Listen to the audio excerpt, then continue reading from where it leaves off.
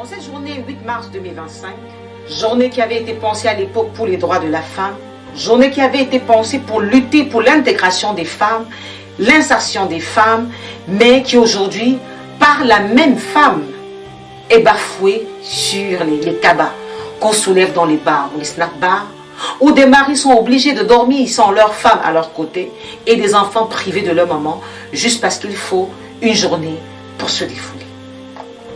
On se défoule tous les jours, mais on peut aussi se défouler dans une salle de sport, on peut se défouler dans un colloque, dans un séminaire pour femmes, où la femme est armée, boostée dans sa capacité à servir les intérêts de la nation.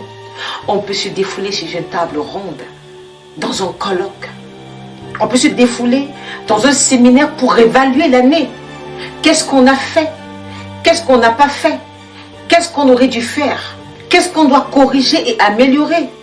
Dans des rencontres où nous partageons nos expériences et nous nous soumettons aux formations, aux capacitations, on peut se défouler en utilisant cette énergie pour des besoins éducationnels et non de déviance. Il ne sera plus question de voir une femme se pavaner sur la voie publique avec le dos, les seins, le ventre et les cuisses dehors, et même sur les réseaux sociaux ou autres plateformes du genre. Il ne sera plus question de voir nos enseignantes se pavaner auprès des enfants dans des tenues qui laissent à désirer, à aguicher nos petits-enfants.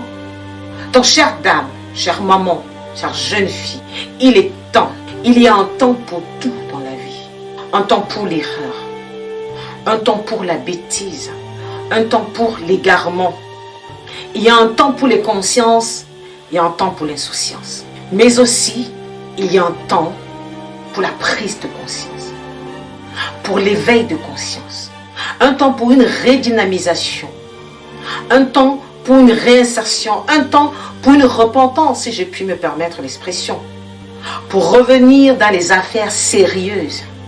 Et je suis ouverte, je serai disponible à vous tendre la main autant que faire se peut, tant que vous aurez besoin de moi, tant que vous donnerez envie de vous battre et vous ferez montre de responsabilité pour qu'ensemble nous puissions apporter à nos époux, nos fils, nos filles, nos enfants, nos maris et même nos étrangers l'éducation qu'il leur faut, la chaleur qu'il leur faut, l'amour qu'il leur faut, le soutien qu'il leur faut afin de tirer le meilleur d'eux. Je me rassurerai que chacune de vous n'aura plus besoin d'être une tisa, une maîtresse, si elle le souhaite véritablement, pour pouvoir se sentir femme.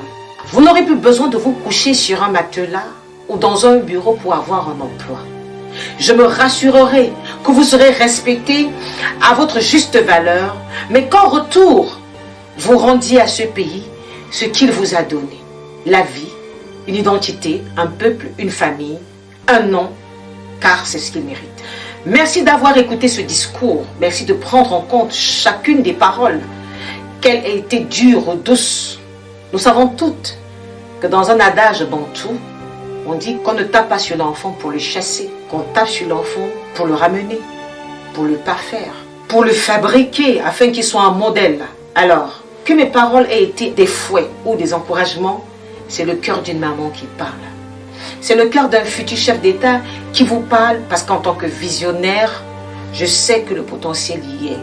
Je sais que les opportunités se présenteront et auront besoin des acteurs majeurs que vous êtes pour pouvoir en bénéficier, en profiter. Alors il n'est pas question qu'une frange de la population aussi importante que vous êtes soit laissée en arrière. Merci de vous joindre à moi pour ce combat. Merci de m'accompagner dans ces luttes multiples. Merci de nous regarder en face à travers un miroir et de nous dire il est temps que la bêtise cesse. Il est temps que ces insouciantes dérives cessent. Il est temps que nous retrouvions notre dignité d'antan, où le corps de la femme était un mystère, où la femme était couverte et protégée parce qu'elle était non seulement la couronne de son mari, mais elle était la fierté de ses enfants et de son pays. Combien de nos enfants sont abusés aujourd'hui parce que nous sommes des mamans irresponsables? Combien ils sont humiliés dans leurs établissements scolaires parce que nous, mamans, nous nous rencontrons dans des boîtes de nuit avec des petits-enfants qui nous tapotent de tous bords. Combien? Alors il est temps de remettre des pendules à l'heure, de rebâtir la confiance qu'il y avait entre mère et fille et enfant, de redresser la pente et de se dire une autre chance nous est donnée, saisissons-la et évoluons ensemble. Je ne dirai pas heureuse fête du 8 mars, mais je vous dirai heureuse journée internationale de la femme pour ses droits et ses devoirs envers sa population. Heureuse journée de méditation, de prise de conscience.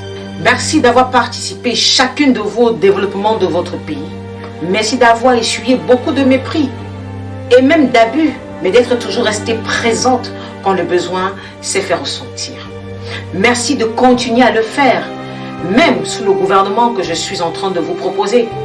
Merci de m'accompagner dans cette lourde, mais alors prestigieuse tâche, afin de donner un aménagement sain à notre famille, à notre peuple, ce que nous savons être un pays. Merci. Dieu nous bénisse. Dieu bénisse le Cameroun, terre de nos ancêtres.